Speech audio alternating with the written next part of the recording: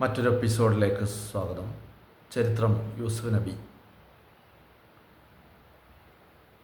അമിതമായ പുത്രവാത്സല്യം ആ പിതാവിനെ സ്വാർത്ഥനാക്കി. ഈ സ്ത്രീയുടെ കുഞ്ഞുള്ളിടത്തോളം തൻ്റെ മകനെ ശരിയാവണ്ണം ഇവർ ശ്രദ്ധിക്കുകയില്ല എന്ന ഒരു ചിന്ത നബിയിലുണ്ടായി. നബി ആ കുഞ്ഞിനെ അവരിൽ നിന്ന് അകറ്റുവാനുള്ള മാർഗം നോക്കി തുടങ്ങി. ആ മാതാവ് പുറത്തേക്ക് പോയ സമയം നോക്കി ഉറങ്ങിക്കിടന്ന ബഷീറിനെ യാക്കൂബ് നബി എടുത്ത് ആരും കാണാതെ പുറത്തേക്കിറങ്ങി. നേരത്തെ പറഞ്ഞുറപ്പിച്ച 2 അടിമ കച്ചവടക്കാർക്ക് നബി ആ കുഞ്ഞിനെ കൈമാറി. കുഞ്ഞിനെയും കൊണ്ട് ആ കച്ചവടക്കാർ ആരും കാണാതെ സ്ഥലം വിട്ടു. ആശ്വാസ ഹൃദയവുമായി നബി വീട്ടിലേക്ക് നടന്നു. താൻ ചെയ്തത് എത്ര വലിയ തെറ്റാണെന്ന് നബിക്കറിയാമായിരുന്നു.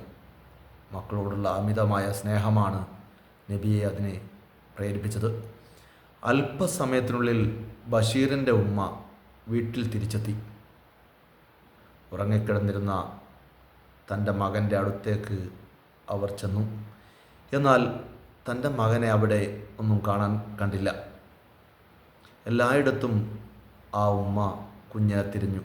എവിടെയും കുഞ്ഞിനെ കാണുന്നില്ല. പരിഭ്രാന്തയായ ആ മാതാവ് എല്ലാവരോടും തൻ്റെ കുഞ്ഞിനെ കുറിച്ച് തിരക്കി.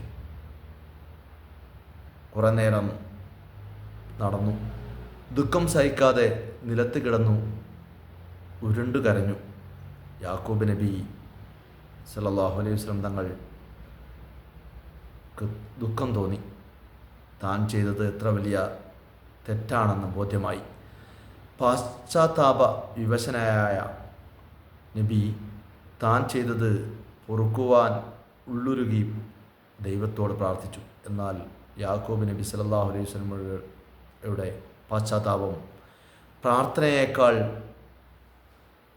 പുത്രദുഃഖത്താൽ പിടയുന്ന ആ മാതാവിൻ്റെ വേദനയ്ക്ക് വില കൽപ്പിച്ചു. ആ മാതാവിൻ്റെ കുഞ്ഞിനെ കണ്ടെത്തുന്നത് വരെ അതേ പുത്രദുഃഖം നബിയും അനുഭവിക്കട്ടെ എന്ന് അള്ളാഹു